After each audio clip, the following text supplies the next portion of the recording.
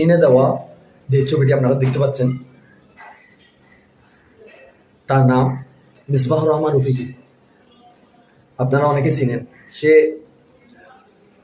কওমি থেকে একবার সুন্নিতে যোগ দিয়েছে, সুন্নি থেকে আবার যাইয়া কওমিতে যোগ দিয়েছে, আবার আহলে হাদিসে।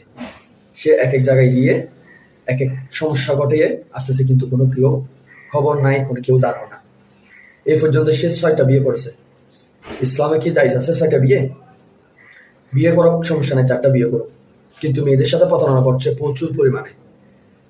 আপনারা ছবিতে স্ক্রিনে যেই ছবিটি দেখতে পাচ্ছেন, এগুলো সব এক একজনের সাথে সে থেকে রাত কাটিয়ে, কেউ 1 মাস, কেউ 1 বছর, কেউ 2 বছর চলে আসছে, একটা সন্তানও এখন পর্যন্ত নেয়নি।